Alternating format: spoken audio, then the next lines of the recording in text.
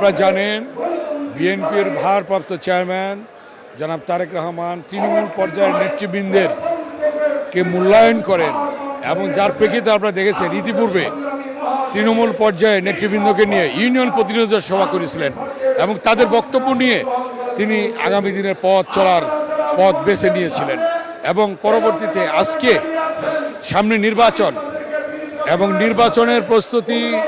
এবং আগামী দিনে যে কোনো পরিস্থিতি মোকাবেলার জন্য কি করণীয় তৃণমূল পর্যায়ের নেতৃবৃন্দের বক্তব্য শুনে দিক নির্দেশনা দিবেন, সেই দিক নির্দেশনা নিয়েই আমরা সামনে আগামী দিনে এগিয়ে যাব ইনশাল্লাহ। প্রথমত তৃণমূল পর্যায়ের নেতা কর্মীদেরকে আমি শুভেচ্ছা জানাই অন্তঃস্থল থেকে, যাদের স্যাক্রিফাইসের কারণে আজকের এই 17 বছর পরে গণতন্ত্রের বাতাস বইছে এবং যাদের এই ত্যাগ তিতিক্ষার কারণে আজকে আমাদের নেত্রী বেগম খালেদা জিয়া, আমাদের নেতা তারেক রহমানের নেতৃত্বে আজকে আবার দল এই পর্যায়ে এসেছে, সেটার জন্য আমি সবাইকে শুভেচ্ছা জানাই। এবং আজকের এই বর্ধিত সভায় একটাই কথা বলতে চাই যে এই গণতন্ত্র যাতে আবার ব্যাহত না হয়, এই গণতান্ত্রিক ধারা যাতে অব্যাহত থাকে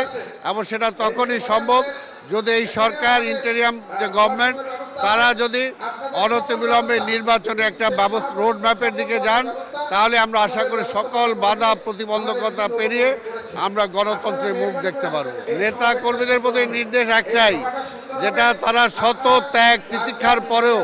যখন আমাদের নেতা তারেক রহমান নির্দেশ দিয়েছিলেন যে শান্ত থাকতে হবে 5ই আগস্টের পরে,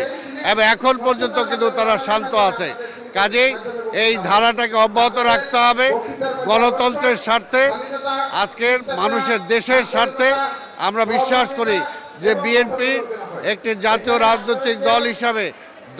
যতটুকু দায়িত্ববোধ নিয়ে কাজ করছে আমাদের নেতা কর্মীরা, সেই দায়িত্ববোধ নিয়েই আগামী নির্বাচন পরবর্তী পর্যন্ত তারা কাজ করে যাবে। একতাবদ্ধ থাকা বা ঐক্যমত্যে থাকা, এটা যে কোনো রাজনৈতিক দলের জন্য একটা একদম প্রাইমারি বা প্রাথমিক কর্তব্য। আমাদের দলের নেতা উনি তো গত বহুদিন ধরে তো আমাদের দলের ভিতরে মানে দল ভাঙ্গা অমুক চেষ্টা করছিল, কিছুই তো হয় নাই। তো প্রথমে আমাদের নেতা যে নেতৃত্ব দিচ্ছেন তাতে আমরা এমনিতে একতাবদ্ধ, এখন আরও একতাবদ্ধ বা ঐক্যবদ্ধ দরকার। যে ভবিষ্যতে একটা জাতীয় নির্বাচন আসতেছে, সেখানে যদি দল ঐক্যবদ্ধ না থাকে তাহলে তো সেখানে নির্বাচন করা একটু মুশকিল। সেই জন্য উনি একটা গাইডলাইন দিছে এবং আমি মনে করি আমাদের তৃণমূলের যত নেতাকর্মী আছে বা উপরে যত নেতাকর্মী আছে সবাই কিন্তু ওনার সাথে একমত যে আমাদের নির্বাচনের জন্য এখন প্রস্তুত হওয়া আস্তে আস্তে দরকার এবং তার প্রাথমিক হলো নিজেদের একতাবদ্ধ রাখা।